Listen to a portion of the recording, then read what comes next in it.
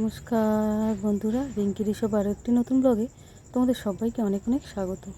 আর এখন আমার বাজে 11টার সময় আমি বেরিয়েছি একটা জিনিস খুঁজতে। কী জিনিস চলো তোমাদেরকে একটু দেখাই।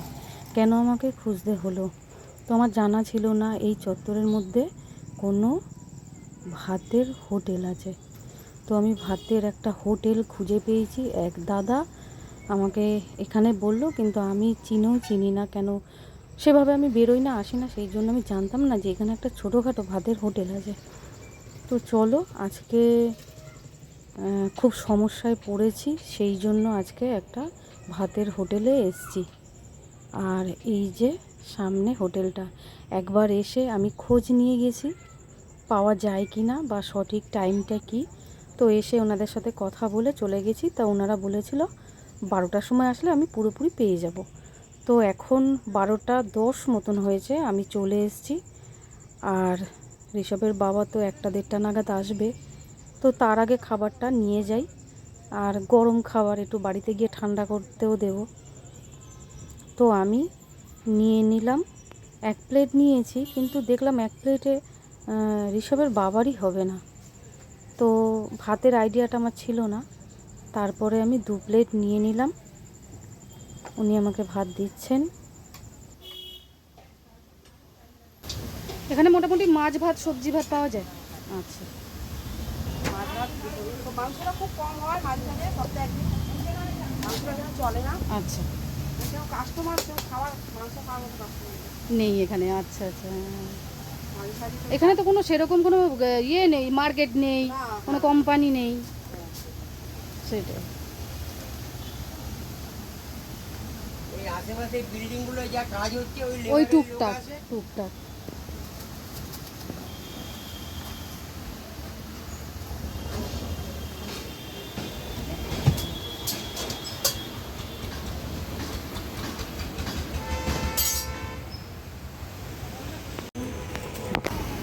উনি খাবারে, আপনি খাবার নেবেন? ও খোকনদার আপনি? আচ্ছা, আপনার কটা বলুন।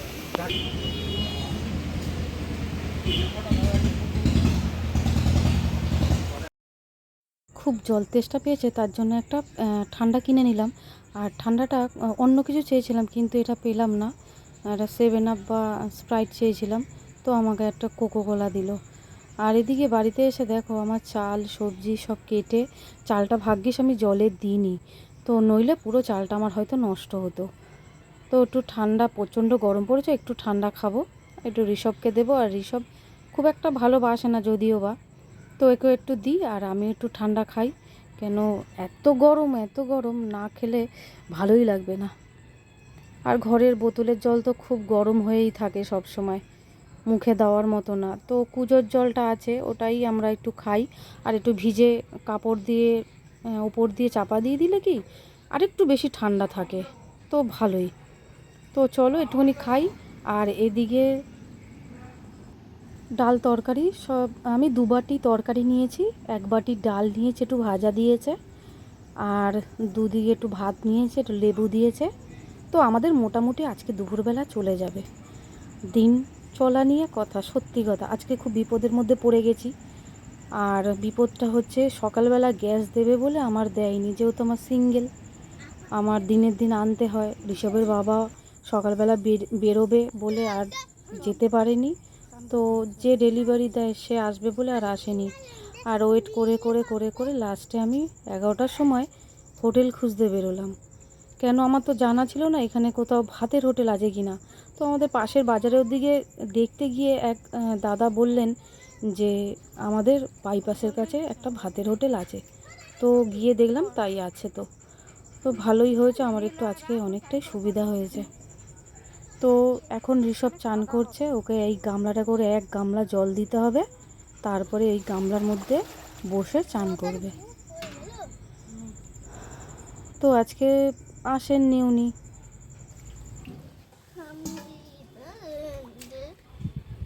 নেতাদি ঘর বসে থাকবো আন্ডার ওয়াটার। ও ইসু পেয়েছি, এখানে ইসু পেয়েছি, হট ইমা, এই ইসু করে দিয়েছি। করে দিয়েছিস? ওইটা মুখে দিবি? ওই জলটা মুখে দিবি? মুখে দিয়েছি। বাবু চান কর।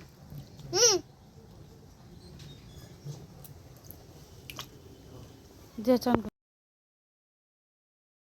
চলে এসেছি, কাচাকুচি হয়ে গেছে, ঋষভকেও চান করে দিয়েছি, আমিও চান করে নিয়েছি, নিয়ে একটু ফ্যানের তলায় বসে আছি। কিন্তু বেকার, এত গরম যে দরদর করে আমি ঘামছি। আর প্রচণ্ড হারে ঘামি, কেন জানি না এত ঘামি, দরদর করে ঘাম পড়তে থাকে। তো চান করে এসছি, আর একটু ঋষভ খেলাধুলা করছে। ঋষভের বাবা বেরিয়েছে, মানে কাজে গেছে সকালবেলা। আজকে ঋষভের বাবা অনেকটা আজকে যাতায়াত হয়ে গেছে। ঋষভকে একবার স্কুলে দিয়ে এসছে, সেখানে দেরি করে ছুটি হবে বলে ঋষভের বাবা আবার বাড়ি এসছে। বাড়ি এসে সে আবার রেশন তুলেছে, রেশন তুলে এসে আবার বাড়ি এসে রেশন রেখে আবার ছেলেকে আনতে গেছে। সেখান থেকে ফিরে এসে আজকে লেট হয়ে গেছে, আবার বাজারে গেছে একটু বাজার করতে, তো আবার বাড়ি এসছে। এই করতে করতে ওর আজকে টিফিন খাওয়াটা হয়নি। তো এদিকে আমার হাতে ঠান্ডাটা গরম হয়ে যাচ্ছে, তো আমিই খাচ্ছি, ঋষভ খায় না। একটুখানি আঙুল দিয়ে দেখেছিল, তো ভালো লাগেনি বলে আর খাইনি। তারপর আমি আবার নিজেই খেয়ে নিচ্ছি, কেন এটা গরম হয়ে যাবে, গরম হলে আর খাওয়াই যাবে না, বিশ্রী হয়ে যাবে। তো আমি একা একাই খাচ্ছি, আর খানিকটা ঋষভের বাবা যদি খায় তো খাবে। আর ছড়া স্কুল থেকে নতুন শিখিয়েছে, তো ওর ইচ্ছে যখন হয় তখন বলে, কিন্তু আমি যখন ওকে বলতে বলি তখন আবার বলে না, দুষ্টুমি করে।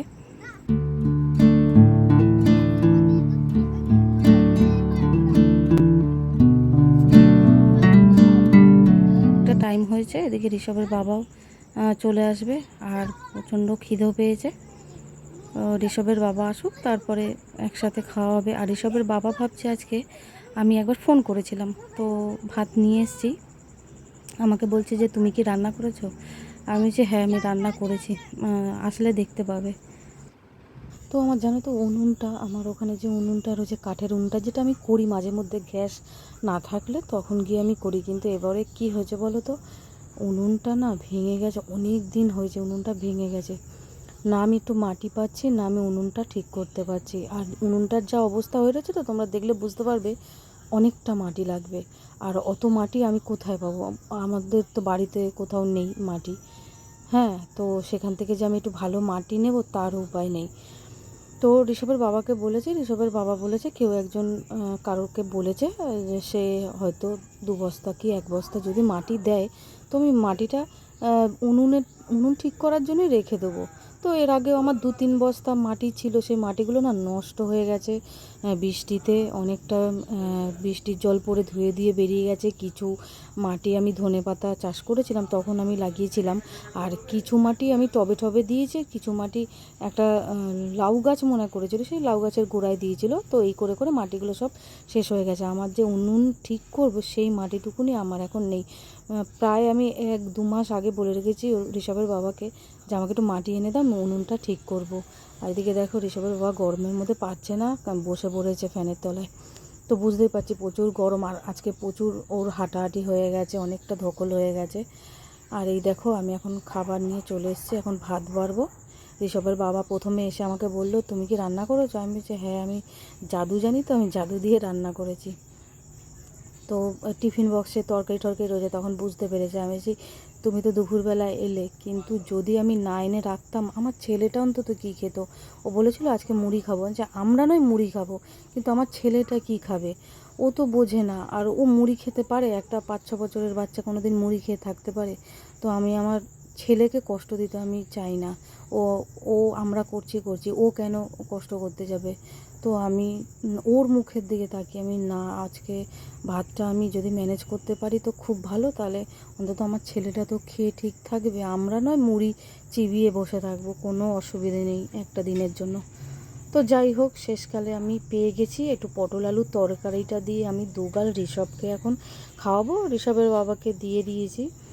আর পটলের তরকারিটা দেখে খুব ভালো হয়েছিল, মানে আমি খাওয়ার পরে যেহেতু রেকর্ডটা করছি, তো ভালো হয়েছিল। আমি ঋষভকে দিলাম, আর পেটেও খুব খিদে ছিল, মানে ঘরে না থাকলে যা হয়, আজকে মনে হয় একটু বেশি খিদে পেয়ে গেছিলো। আর তো খেয়ে দেখলাম হ্যাঁ সুন্দর টেস্টি। ডালটা খাইনি, আমি শুধু পটলের তরকারি দিয়ে ভাতটা যা হোক করে পেটটা 3 জনে ভরিয়ে নিয়েছি।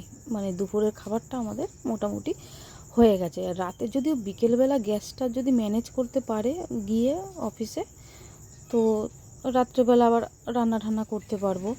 আমার একটা দাদু বলছিল যে এই হোটেলে সবজি ভাতটা খুব সুন্দর হয়। তো দেখলাম সত্যিই তাই, খুব সুন্দর রান্না করেছে। তো এখন খাওয়া দাওয়া চলছে। আর এই দেখো দুপুর এখন 4টে বাজে, দুপুর মানে বিকেল 4টে বাজে। একটু শুয়েছিলাম, গরমে তো থাকাই যাচ্ছে না ঘরের মধ্যে, কি কষ্ট আর কি কষ্ট কি বলবো। আর এখন ঋষভের বাবা চলে যাচ্ছে গ্যাস সিলিন্ডারটা নিয়ে, খালি সিলিন্ডার নিয়ে চলে যাচ্ছে।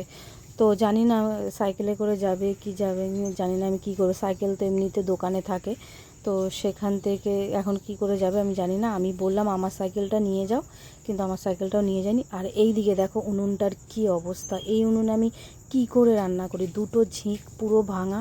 আর এই উনুনে আমি না কড়াই বসাতে পারবো না হাঁড়ি বসাতে পারবো। আর দেখো পাতা কাঠ আমার অজস্র রয়েছে, আমার অনেক কাঠ পাতা হয়ে গেছে। ঋষভের বাবা অন্য এক জায়গায় কাজ করছিল, সেখান থেকে অনেক অনেক বস্তা কাঠ এনেছে। তো এগুলোকে তো শেষ করতে হবে। আর শুকনো কাঠ বেশ ভালোই। এদিকে দেখো ঋষভের বাবা গ্যাস নিয়ে চলে এসছে পাক্কা 1 ঘন্টা পর। 4টে গেছে, এখন বাজে 5টা। ও 3:30-র সময় কাজে বেরিয়ে যায়, কিন্তু রান্না হবে কি হবে না কি হবে, তো তার জন্য ও একটা সিলিন্ডার বাড়িতে এনে দিয়েছে। ওর আজকে প্রচণ্ড হারে কষ্ট হয়ে গেছে, মানে সারাটা দিন। আর এখানে আমাকে লাগাতে বললো সিলিন্ডারের এই মুখটা। আমার তো ভয় লাগে, খুব ভয় লাগে। গ্যাস সিলিন্ডার মানে আমার প্রচণ্ড ভয় লাগে। তো আমি ট্রাই করলাম, ওকে বললাম যে তুমি তাহলে ভিডিওটা ধরো, আমার বন্ধুরা দেখুক। যদি আমার মতন এরকম কেউ ভয় পেয়ে থাকো তো তারাও ট্রাই করতে পারো, সামনে কাউকে রেখে যারা জানে। তো আমি 2বার করেছি, আমার একটু সাহস হয়েছে, এরপরে মনে হয় একা পারবো। আর খুব খিদে পেয়েছিল, তাই একটু কলা একটা ছিল ঋষভের জন্য, খাইনি। আর একটু মুড়ি দিয়ে খেলাম। আর এখন বিকেল 5:30 মতন বাজে। আমি ভাবছি যে তরকারিটা তাহলে করে নিই। আর শিলনোড়া এখন আদা আর একটু কাঁচা লঙ্কা বেটে নেবো। আর গাটির তরকারিটা ছাড়িয়ে রেখেছিলাম সবজিটা, তো সেটাই ভাবছি এখন করে নেব। তো তরকারিটা আগে করে রাখি, তো বেলায় রাত্রের দিকে শুধু ভাতটা করলে আমার হয়ে যাবে। তো এখন আমি কষিয়ে নিচ্ছি। আর একটু মুড়ি আর দেখালাম তোমাদের, একটু কলা খেলাম, খুব খিদে পেয়েছিল। আর মাঝে মধ্যে একটু খিদে পেয়ে যায় তাড়াতাড়ি, কেন জানি না। আর এদিকে দেখো আমার তরকারি কমপ্লিট হয়ে গেছে, আমি ভাতও করে ফেলেছি, আমার ভাতও হয়ে গেছে। তাহলে বন্ধুরা আজকে ভিডিওটা আমি এখানেই শেষ করছি। যদি ভালো লাগে অবশ্যই একটা লাইক করো, চ্যানেলটাকে সাবস্ক্রাইব করে চ্যানেলের পাশে থেকো। চ্যানেলে যদি নতুন হও অবশ্যই চ্যানেলটাকে সাবস্ক্রাইব করে রেখো, যাতে পরের ভিডিওগুলো তোমরা দেখতে পাও। তো ভালো থাকবে, সুস্থ থাকবে, সাবধানে থাকবে। দেখা হবে পরের ব্লগে।